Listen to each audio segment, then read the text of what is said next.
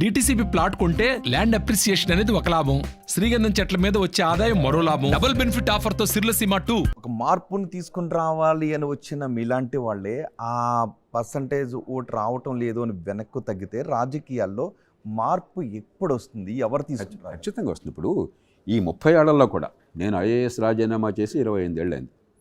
ఈ 28 ఏళ్ళలో కూడా చాలా విషయాలు మంచి జరిగినాయి. మనం ఇప్పుడు ఒక కోణం నుంచే చూస్తున్నాం. ఏ ప్రభుత్వంతో మంచి జరిగింది? అన్ని ప్రభుత్వాలు కూడా. ఇప్పుడు అవి తర్వాత చూద్దాం. మీరు ఎలాగో అడుగుతారు, కొన్ని చెప్పాల్సిన చెప్తాను, ఏమైనా చెప్పాలి అక్కడ చెప్తాను. కానీ ఈ ప్రభుత్వం ఆ ప్రభుత్వం పక్కన పెట్టండి. ఆనాడు టెలిఫోన్ లేవండి. ఇవాళ మీలో టెలిఫోన్ లేని వాళ్ళు ఎవరైనా ఉన్నారా?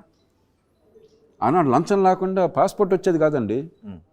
లోక్సత్తా ఏర్పాటు చేశాక కూడా రీజనల్ పాస్పోర్ట్ అవసరం దగ్గరకు వచ్చి వాపోయారు, సార్ ఈ కారణంగా మేము వెళ్ళకపోతున్నాం అని. ఇవాళ పాస్పోర్ట్ కోసం లంచాలు ఇస్తున్నారు మీరు ఎక్కడ?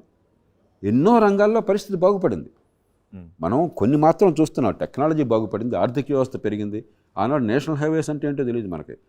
అది తుక్కు దారుల్లో మనం వెళుతుంటే పాట్ హోల్స్తో ఉండేది. వాళ్ళు బ్రహ్మాండంగా వచ్చినాయి కదా. 24 hour పవర్ సాధ్యం. ఆ రోజుల్లో ఇలాంటి ప్రోగ్రామ్ అంటే 30 సార్లు జనరేటర్ ఉండాల్సి వచ్చేది. ఇవాళ హాయిగా నడుస్తుంది. కాబట్టి అన్నీ చెడిపోయినాయి కాదు. ప్రజాస్వామ్యం చాలా సంక్లిష్టమైన ప్రక్రియ, చాలా ఓపిక కావాలి. అమెరికా లాంటి దేశంలో కూడా వాడు ఓడిపోయి గెలిచాడని బుకాయిస్తున్నాడు. చాలామంది వాడి మాట నమ్ముతున్నారు. ఎలక్షన్లో ఓట్లు లెక్కించాక అవన్నీ అబద్ధం అని చెప్పని వాదనకి చాలామంది ప్రచారం ఇస్తున్నారు. అంటే అంత సంపన్న దేశంలో, అన్ని వందల సంవత్సరాల చరిత్ర ఉన్న దేశాల్లో కూడా గందరగోళం ఉంటే మన దేశంలో ఒక్కరోజు ఎట్లా వస్తుంది? సమయం పడుతుంది, వేగరం చేయాలి. అంతే తప్ప నిరాశకి తావులేదు. ఒక్కరోజు జరిగే పని కాదు ఇది. మేటేస్తే అనేది కాదు. ఖచ్చితంగా మన ప్రజాస్వామ్యంలో చాలా బలం ఉన్నది, చాలా రోబస్ట్ డెమోక్రసీ ఇది. ప్రజాస్వామ్యంలో నిజాయితీ ఉన్నది. కానీ ప్రజాస్వామ్యంలో చాలా లోపాలు ఉన్నాయి. అట్లా చూడాలి. కానీ ఇది నలుపు తెరుపు కాదు, ఇది ఉంది లేదు కాదు. ఎన్నికలు జరుగుతున్నాయి టైంకి, నిష్పాక్షంగా జరుగుతున్నాయి. ఏ ఒక్క మనిషి కూడా తుపాకీతో బలవంతంగా ఓటేయించాడని చెప్పలేరు ఈ దేశంలో. విజ్ఞతతో వేసినా వేయకపోయినా, డబ్బులు తీసుకుని వేసినా, కులం కోసం వేసినా, డబ్బులు తాయిలాల కోసం వేసినా కూడా మనసు పెట్టినట్టు వేస్తున్నారు, స్వీవుల ప్రకారం వేస్తున్నారు. ఓట్లు సరిగ్గా లెక్కెడుతున్నారు. ఎక్కడ దొంగ లెక్కలు అన్నది ఎవరో పిచ్చివాళ్ళు చెప్తారు. ఓడిపోయినోడు ఏదో డ్రామాలు ఆడతాడు, కానీ అదే అబద్ధం. నెగ్గిన వాడిని అందరూ ఒప్పుకుంటున్నారు, మీరు నెగ్గారు అని చెప్పని. నెగ్గినవాడు నెగ్గలేదు అంటలేదు, నెగ్గినవాడు అధికారంలోకి వస్తున్నాడు. కాబట్టి ప్రజాస్వామ్యంలో చాలా బలాలు ఉన్నాయి, బలహీనతలు కూడా ఉన్నాయి. బలహీనతలు సవరించాలి. అంతేగాని ఇదేదో పూర్తిగా నాశనం అయిపోయింది. మన దేశంలో ఏంటంటే నేను పదవిలో ఉంటే అంత బాగుంది, నా పదవి లేకపోతే అంత నాశనం అయింది. ఇది చాలా మూర్ఖుల ఆలోచన. నా వ్యక్తిగత లాభ నష్టాలతో సంబంధం లేకుండా వ్యవస్థను చాలా నిజాయితీగా పరిశీలించాలి. ఏం జరుగుతుంది, ఎక్కడ పొరపాటు జరుగుతున్నాయి, ఎందుకు జరుగుతున్నాయి, ఎలా సవరించాలి, ఎలా మార్చాలి. అంతే తప్ప ఏదో మామూలుగా ప్రతిపక్షాలు అధికార పక్షాలు మాట్లాడు, అధికారంలో ఉన్నవాడేమో అంత అద్భుతం స్వర్గం అంటాడు, ప్రతిపక్షం అంతా నరకం అంటాడు. రెండు అబద్ధాలే. మనం అలాంటి చర్చల్లోకి వెళ్తే ఉపయోగం లేదు.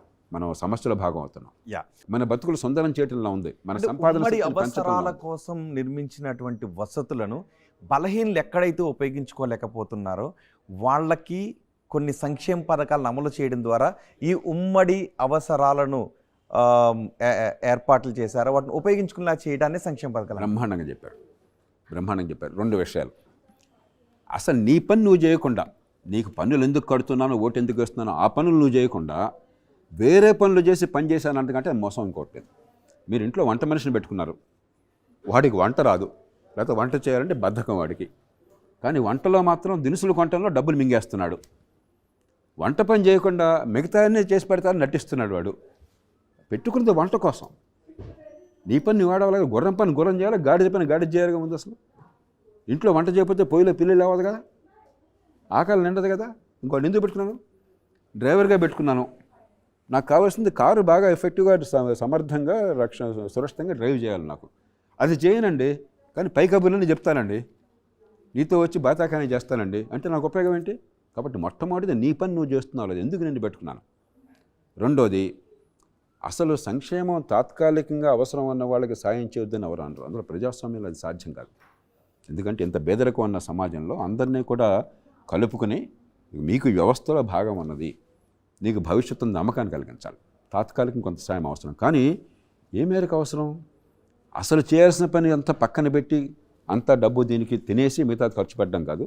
రెండోది, పిల్లల మీద భారం వేసి నీకు వచ్చే ఆదాయం 100 రూపాయలు అయితే 100 రూపాయలతో ఖర్చు పెట్టకుండా ఇంకో 100 రూపాయలు అప్పు చేసిన డబ్బు మన కుటుంబాల్లో అప్పు చేసామనుకోండి, మీ తల్లిదండ్రులు ఏమన్నా అడగండి, వాళ్ళు అప్పు చేయాల్సి వస్తే అప్పు డబ్బును మీ పొద్దున మీ భవిష్యత్తు బాగుండటం కోసం దానికోసం పెట్టుబడులు పెట్టాలి. అయితే మంచి విద్య కోసం ఖర్చు పెట్టాలి, లేకపోతే మంచి ఇళ్ల స్థలం కొనుక్కోవాలా, లేకపోతే డబ్బుని స్టాక్ మార్కెట్లో పెట్టాలా, లేకపోతే బ్యాంకుల్లో పెట్టి జాగ్రత్తగా కాపాడాలా.